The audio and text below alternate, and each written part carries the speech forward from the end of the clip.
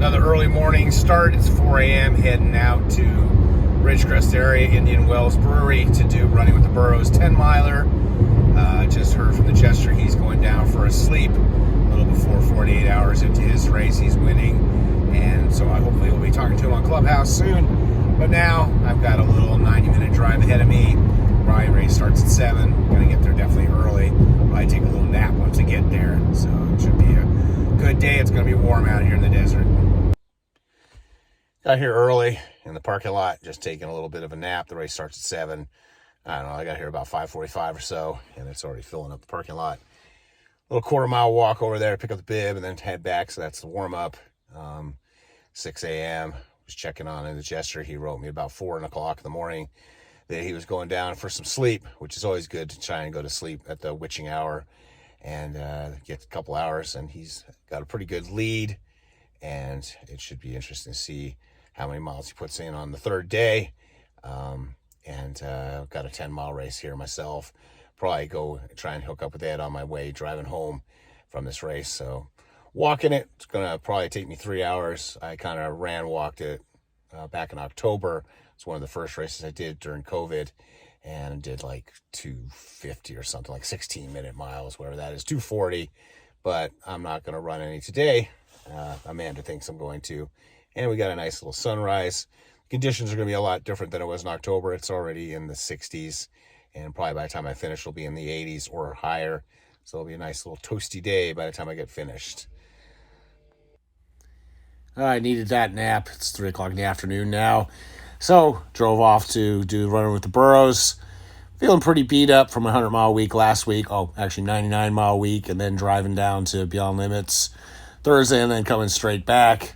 My own damn fault. But ended up being a good race for the most part. Enjoyed it. Beautiful sunrise. There's Amanda at the race and a bunch of my videos. So the race, I didn't know it. We actually did the course in reverse. Found out about that just before the gun went off. They sent off the 17-mile 26 burros first, and then the runners, and then they send off the 10-mile burros, and then they send off we were the last people to go.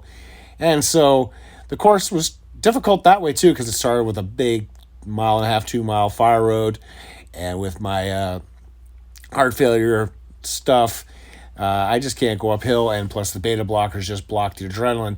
So I was just poking along up there, but it was good because I got to hang out with Bill Dickey, 81-year-old multi-day, 6-day racer that I've done many races with. And so me and him just moseyed along, and we slowly went up the hill, and here's some pictures going up the hill, and these gals in their outfits, they were nice. And so just kind of then amazingly, I caught up to my friend Patrick Sweeney. They were having some issues with their burros, just didn't want to move, so that was interesting. And they climb, then we finally got to go downhill, and then we went down the Sandy Wash, which we used to go up. And then the last 2 miles was kind of rolling, and by then it was getting warm. It took me a little over 3 hours, just over 3 hours. But the first couple miles, I was doing 20-minute miles. Got down to 16s, and then finished like at 18:02 or something average.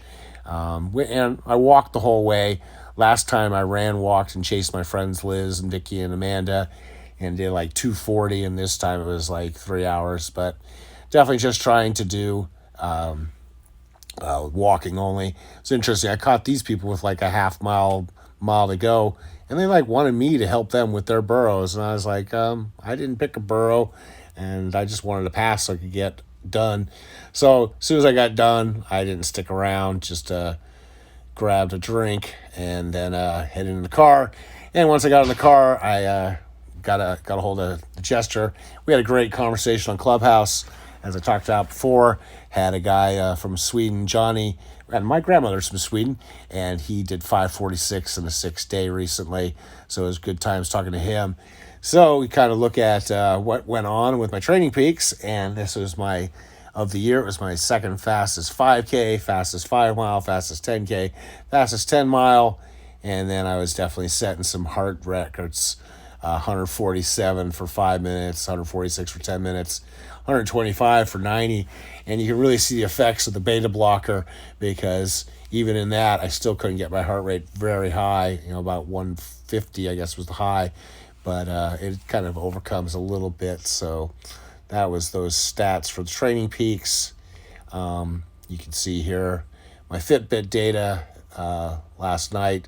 Resting heart rate wasn't too bad considering the night before race, and I got up at 3:30 in the morning. Got 4 hours of sleep, so I guess I should be happy with that. And then, of course, it's interesting always to look at what Fitbit thinks I did. So, we had to walk to and from, here's that one, walk to and from the car to get our bibs and put them, so that was a good little half mile or so back and forth. Then the first 2 hours, it said I was walking, and 134 minutes fat burning. Then for 15 minutes, it thought I was on the elliptical. Usually that means I'm going pretty quickly, and it thinks I'm, not walking. And then, of course, the last, you can see here, 54 minutes, I was definitely trying to pick up the pace and get it done with. And I was catching quite a few of the, like I said, the people with the burros. The burros definitely seem to not be cooperating this time a lot more than last time, so that was interesting. So that was my day so far. Kind of resting up, but I am going to go out and do some evening miles and get a hold of the digester probably while I'm out walking. And so, as always, stay healthy, be boring, not epic.